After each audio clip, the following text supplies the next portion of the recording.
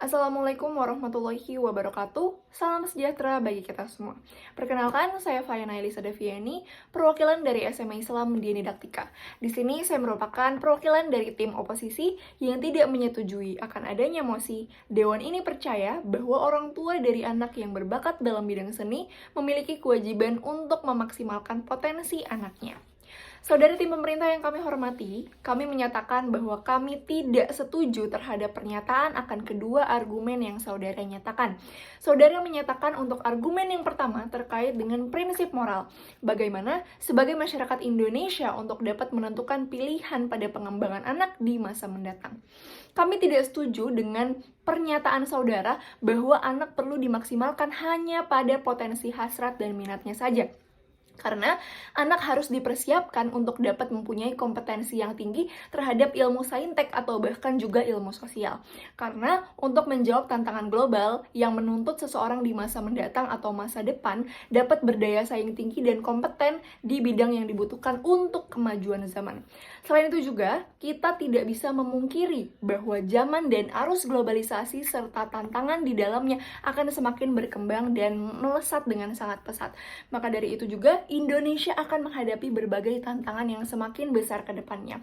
Seperti pada contohnya, kita akan selalu mendapatkan tantangan yaitu semakin banyaknya penduduk di Indonesia dan akan semakin majunya perkembangan-perkembangan teknologi, informasi, ekonomi, serta pembangunan bangsa. Sehingga perlu adanya daya saing yang tinggi dalam hal ini. Sehingga hal ini memberikan bukti bahwa prinsip moral yang saudara nyatakan tidak sesuai karena kita perlu untuk berpikir kritis terhadap apa yang terjadi di masa yang akan datang dan kita perlu untuk berpikir luas akan apa yang akan terjadi di masa mendatang. Kemudian terkait dengan argumen saudara yang kedua, terkait dengan hubungan orang tua dan anak. Saudara menyatakan bahwa poin pertama yaitu ketika anak melakukan sesuatu yang ia senangi, maka akan lebih mudah untuk dilakukan. Kami tidak setuju dengan pernyataan ini karena ini membuat anak tidak dapat berpikir kritis dan adaptif akan sesuatu yang akan terjadi di masa mendatang.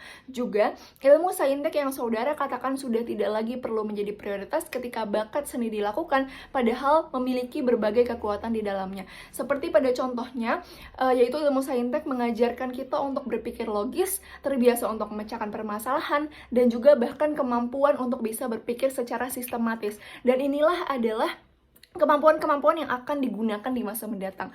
Kemudian yang kedua, untuk ilmu sosial itu sendiri. Ilmu sosial ini mengajarkan seorang anak untuk dapat berkomunikasi secara baik, dan ini akan menjadi peran yang penting apabila terjadi di lapangan pekerjaan mendatang nanti.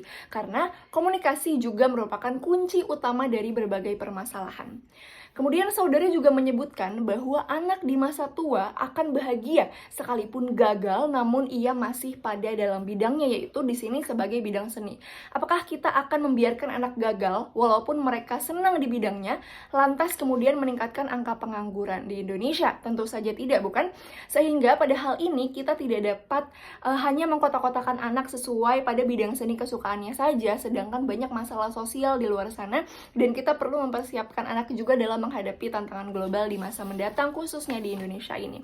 Maka dari itu, kami selaku tim oposisi memiliki beberapa solusi yang akan kami tawarkan kepada tim pemerintah dan Dewan Juri yang terhormat.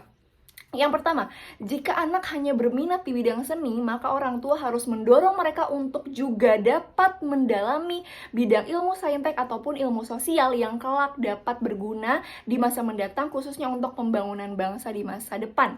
Dengan cara yang pertama, mengikut sertakan anak atau memberikan anak les ataupun bimbingan belajar agar mereka dapat termotivasi mempelajari ilmu-ilmu atau bidang-bidang saintek dan juga bidang-bidang sosial.